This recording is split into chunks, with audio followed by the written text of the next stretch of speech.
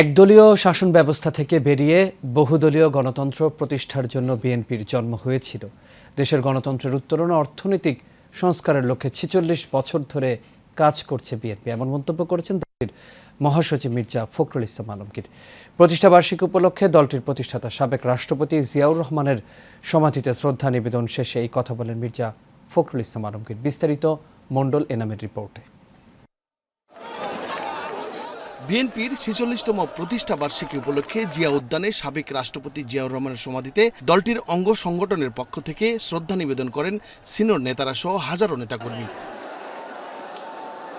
শ্রদ্ধা নিবেদন শেষে বিএনপির মহাসচিব মির্জা ফখরুল ইসলাম আলমগীর বলেন, আওয়ামী লীগ বাকশাল কায়েম করেছে আর বিএনপি বহুদলীয় গণতন্ত্র প্রতিষ্ঠা করেছে।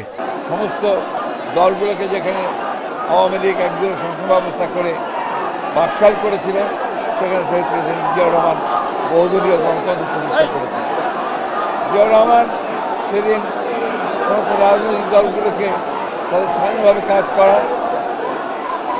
আমাদের মিডিয়াকে সেদিন তিনি মুক্ত করেছিলেন। জনগণ সেই আদর্শে উদ্বুদ্ধ হয়ে বাংলাদেশ জাতীয়তাবাদী দলের পতাকা নিচে সমন্বিত হয়ে সামনের দিকে এগিয়ে চলেছে। এ সময় মির্জা ফখরুল আরও বলেন, গত ১৫ বছর হত্যা, গুম, নির্যাতন মোকাবেলা করে টিকে রয়েছে বিএনপি।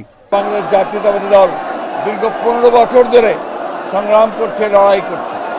বাংলাদেশ জাতীয়তাবাদী দলের ৭০০-র বেশি নেতাকর্মী গুম হয়ে গেছে, ২০০০-এর বেশি নেতাকর্মীকে গুলি করে হত্যা করা হয়েছে, ৬০ লক্ষ মানুষের মধ্যে মিথ্যা মামলা দেওয়া হয়েছে শুধুমাত্র গণতন্ত্রের সংগ্রামের জন্য। আমরা আজকে এই দিনকে স্মরণ করব। আজকে আল্লাহর অশেষ রহমতে ছাত্র জনতারকে সঙ্গে নিয়ে আজকে এই দেশটা আমরা মুক্ত স্বাধীন পরিবেশে পালন করতে পারছি। সব চ্যালেঞ্জ মোকাবেলা করে দেশের গণতন্ত্র ও মুক্তবাজার অর্থনীতি প্রতিষ্ঠা করাই বিএনপির মূল লক্ষ্য বলেও জানান বিএনপির মহাসচিব মির্জা ফখরুল ইসলাম আলমগীর। বাংলাদেশ জাতীয়তাবাদী দল সবসময় নেতৃত্ব দিয়েছে, আগামী দিনেও তার সঠিক রাজনীতি এবং জনগণকে সঙ্গে নিয়ে আবারও সঠিকভাবেই সামনের দিকে এগিয়ে যাবে। মণ্ডল এনাম, এশিয়ান টেলিভিশন, ঢাকা।